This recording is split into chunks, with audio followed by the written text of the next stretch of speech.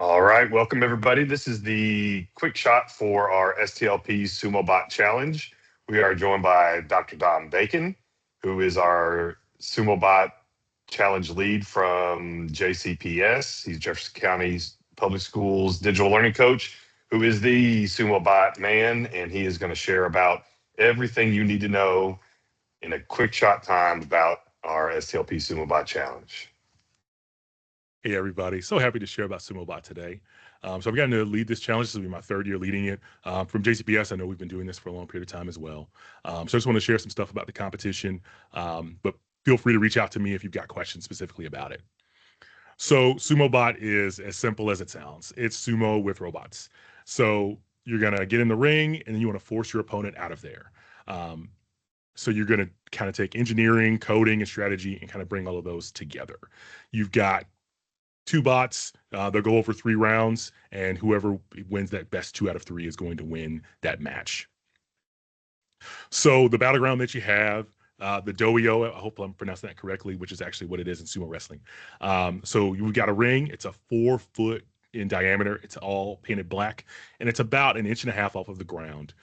We do that so that kind of helps the judges see, if you got pushed off, but you didn't get pushed onto the floor, you're still in. But if your bot touched the floor, you do lose. And then the danger zone, so 2 inches along that perimeter is in white.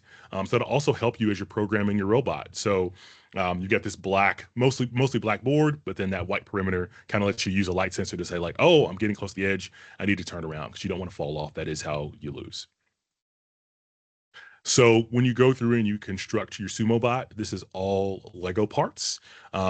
First things first, you can use any brand of Lego. So I know Lego Robotics has been around for a while. We see a lot less of the NXT at this point. I know that's maybe their oldest that's been around, or at least the one that's oldest that I'm familiar with. EV3 is still around. I know that their programming application for that is sunsetting, so just keep that aware.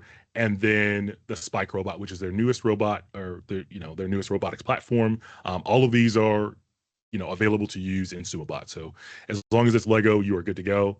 So that does kind of push out Vex or some of those other things as well.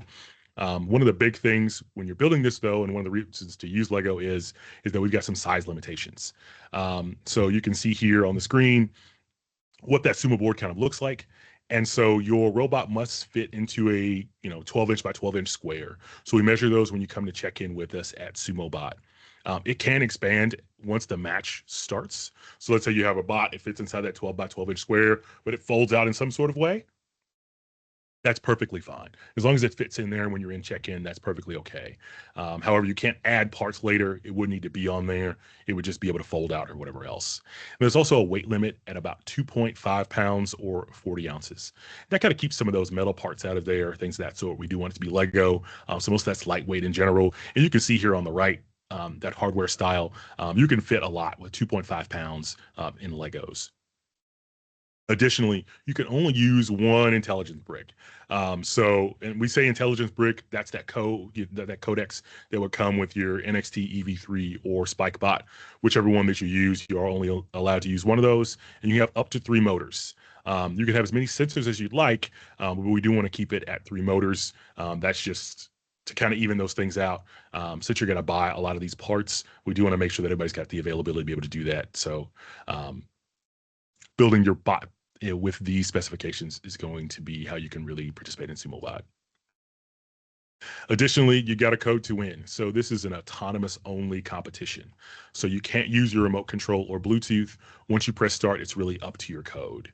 Now I try to kind of do a presentation, but please make sure that you do look through those rules. There's 2 really critical rules that will be in there and that will need to be in your code. The first one is we've got a 5-second rule. So once you start that bot, you're going to it's got to wait 5 seconds before it does any offensive moves. And the reason that we do that is that gives that 5 seconds. It gives your students a chance to back away from the competition boards. So, kids have all kinds of stuff. It could be a tag on their clothing. They could have light up shoes or anything like that. And that can mess with the light sensors that are on the bots. So it just gives them that time to kind of back away. They don't have to back away a ton, by backing away a foot or 2, it's just going to make sure that those bots are not interfered with while they're going through this.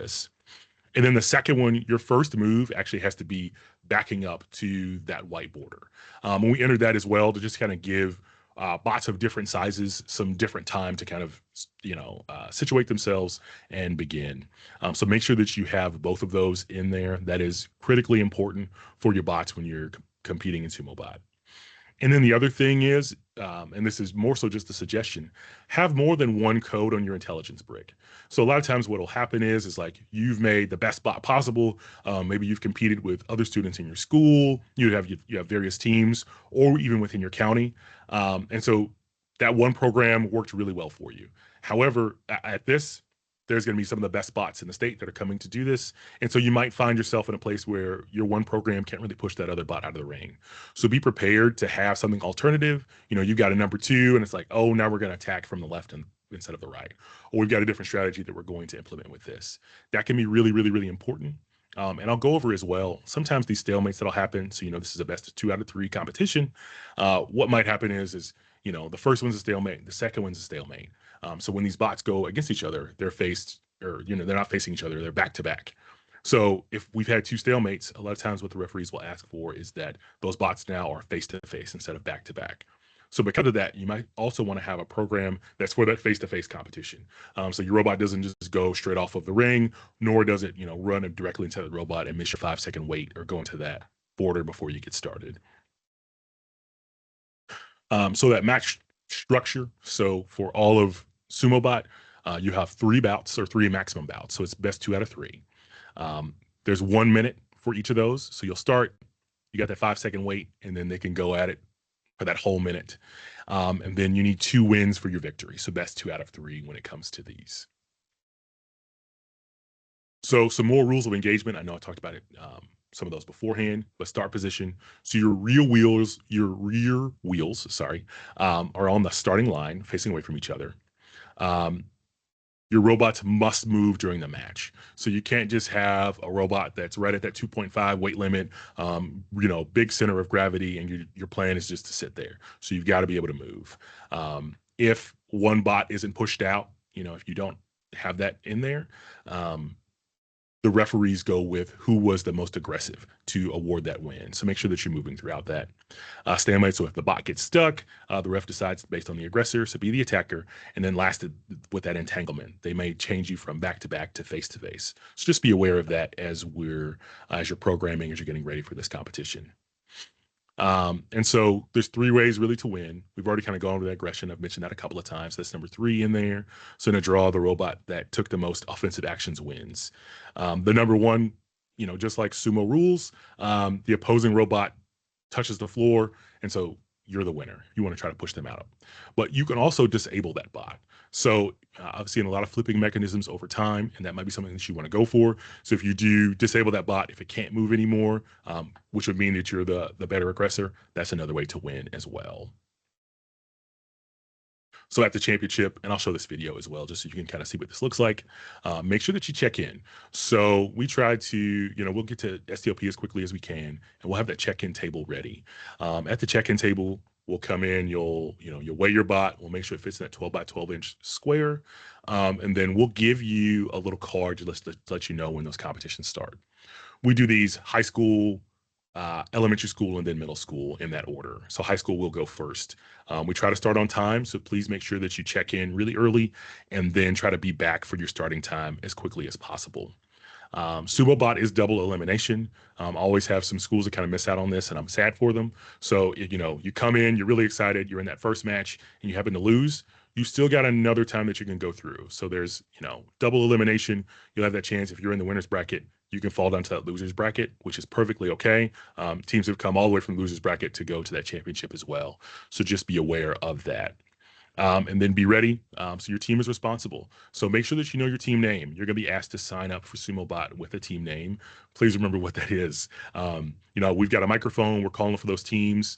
And it's a lot easier, and it helps it flow a lot better when teams know their names. So just be aware of that. We're going to try to use team names this year. I think in the past we've kind of assigned, middle school 1, middle school 2. And I think we'll try to use team names this year. So with that, please be aware of your team name, and that way you'll really be good to go. We'll wait for you as long as we can, but we do have to keep the competition moving. So if we've asked for your team a few times, you will have to forfeit that match as well. So please keep your listening ears on, be aware, be around that SumoBot competition area so we can get started with that.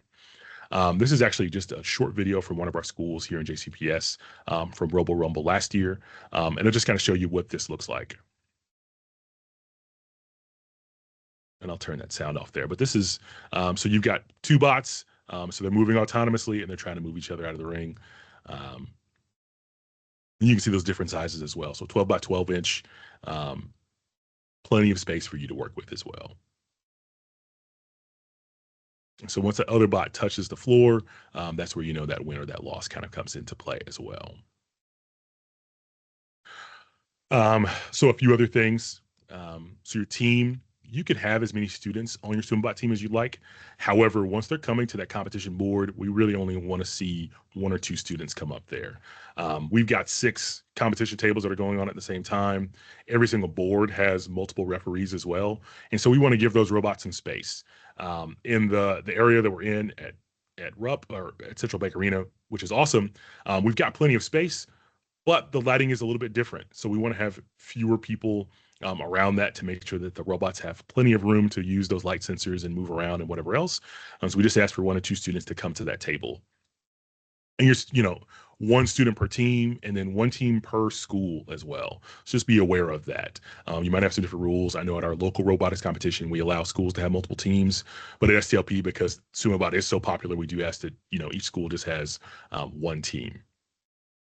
For the text, the program, again, it's got to be installed before you get there. So you shouldn't have an iPad or Chromebook or anything else like that out. Continuing the program once things are going. Make sure to calibrate your sensors early. We'll have some practice tables there at STLP. So we'll have our 6 tables that will be there for the competition. We touch up the paint on those before the competition. And so we want to make sure those stay as pristine as possible. However, we have 2 practice tables as well. So you can calibrate there. If the lighting's a little bit different from maybe what you're used to, just make sure that you're calibrating those sensors before the competition starts. Another big thing as well, share those practice tables. A lot of teams really just want to check out everything that they have. So, come over there, use that for 5 or 10 minutes, and then let the next team kind of get in there. And then, make sure you're not modifying after check-in, no Bluetooth, and then you shouldn't be gluing or modifying any parts on there. If a part falls off while you're in the competition, that's perfectly fine. Please feel free to reattach that, but no modifying or gluing parts back on. But if you need to pop something back on there, again, it's Lego. It shouldn't be an issue whatsoever. And then, some of the big things, this is as friendly of a competition as we want it to be. So, we have a few rules about a disqualification. So abusive language or behavior, using those Bluetooth and adding removing parts that will get you disqualified. And then watch out for those mistakes that I mentioned earlier as well. So make sure you have that 5-second wait period. You've really got to have that. And we're watching for that. We're timing each of these. So please make sure that you're paying attention to that and moving to that white border as well. So if you have any questions for us, I actually have a JCPS Robotics email box. So it'd be great for those things to go there as well. If you have specific questions about this, or you can email me as well, and I'd be happy to answer those questions. Super awesome. No questions in the chat. Oh, Rhonda is typing a question right now. We'll see what she says. I will say that we do have a lot of live competitions at state, and this might be the most exciting one that we have. Tons of people. The crowd is nuts. We almost need our own spot just for this particular challenge. It's super awesome, super loud, cheering and going nuts, and it's pretty great. I love the energy everybody brings to SumoBot, and really happy to. I'm trying to bring more announcement to it and everything else like that. I feel like I've got to practice a little bit, but we love seeing it, and love having everybody there for sure. We'll see, Ron. Okay. You said that a team can have more than 2 people, but only 1 to 2 can be on the competition field. How does that work? So, a lot of schools, they'll have, maybe 1 kid was the builder, 1 kid was the programmer, and maybe another kid was the one that kind of debugs the code or something like that. So, if when they're working on that as you're getting ready for the competition, that's great. You can have as many kids on that team as you'd like, but then pick 1 or 2, whoever the team captain is, or captain and co-captain, those are the 2 that are going to come to that table. So we'll add that space is limited at state. We do use every square inch of the Central Bank Center and Rupp Arena areas that we have.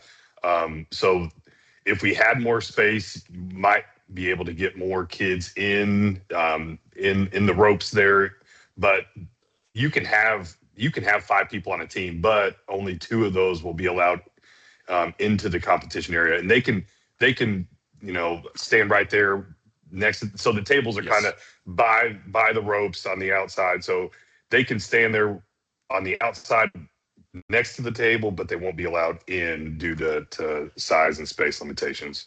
Yeah. It's a lot like our STLP project. You could have any number of students on the project team, but when it comes time to talk to the judges, pick up to your best 4 presenters.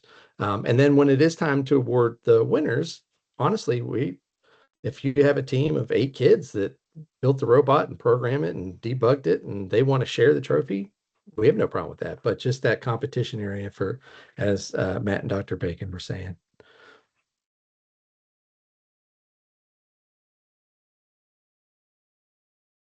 Yeah, Rhonda, honestly, yeah. I mean, it's the same. It's the same with our in the chat. Rhonda's asking, really? Like we can? Yeah, it's the same with our STLP project teams. A few years ago, we had an entire elementary school that worked on a project, and 4 kids represented them. So it's really no different.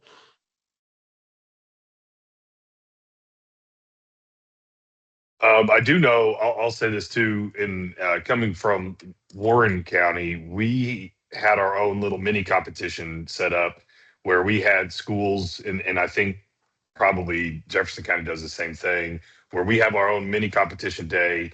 So we'll take all of the SumoBot teams, and we'll pretty much have them go head to head, and then pick whoever wins that day is the team that moves on to advance to the state championship and gets to take their robot and compete at state. So you could also do that as well. Yeah. So like a few of our schools, like I think we'll have to kind of narrow down in the future now, but we had, I think some of our schools had like 6 teams. And so really our Robo Rumble here in Jefferson County is how they kind of narrow down, okay, which team is going to move on to state. Yeah. All right. Any other questions? Yeah. All right. Well, Dr. Bacon, we appreciate your time, and this is really awesome. If you have any questions, reach out to Don, or if you need to reach out to the STLP team, we will forward all those messages to Don and his team to get your questions answered. We really appreciate this. Always love the SumoBot competition, and couldn't do it without you guys. Well, thank you for letting me share today. I really appreciate it, and I'm looking forward to STLP State. And if anybody's got any questions for me, please let me know. I'd be happy to answer.